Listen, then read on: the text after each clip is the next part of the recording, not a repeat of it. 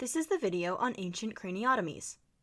A craniotomy is the intentional removal of part of the skull. In surgical terms, an otomy is making an opening, and an ectomy is removing something.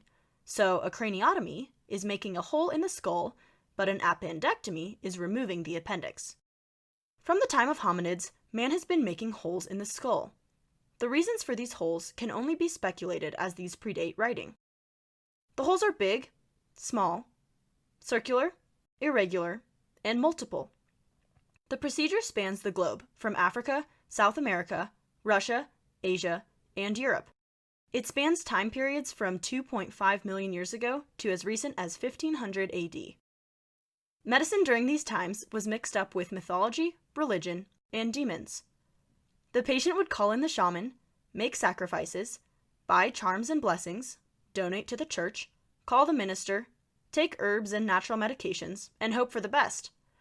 The biggest problem was infections. Cleaning the wound and natural poultices were used to prevent infections. Another concern was anesthesia. It would take up to an hour to drill or scrape holes in the adult skull. So how were the patients sedated? Some say they used natural painkillers like cocoa leaves or fermented drinks. For others, especially in the Incan culture, the patient was to put up with the pain as part of the healing process. Injuries were probably the most common cause for a craniotomy. Attempting to remove the broken pieces of the skull and clean out the rough edges were the norm. In Greek culture, a depressed fracture was left alone, and they did not perform an operation. However, a closed head injury, one with no evident fracture, was frequently operated on. Despite the problem of infection and pain control, a large percentage of patients survived their surgery, even better than the survival rate during the Civil War. Survival is documented by examining the skull for new bone growth around the edges of the surgery. Bone grows slowly, so any signs of growth meant that the person survived for at least several weeks.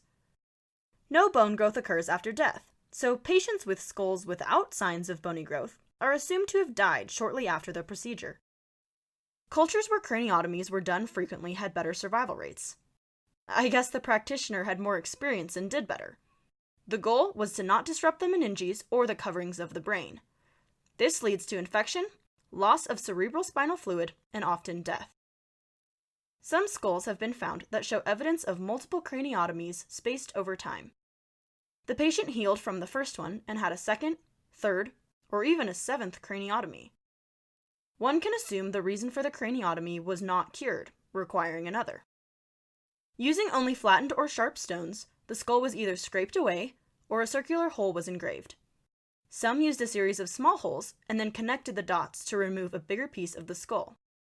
Suturing up the scalp after the surgery was its own problem.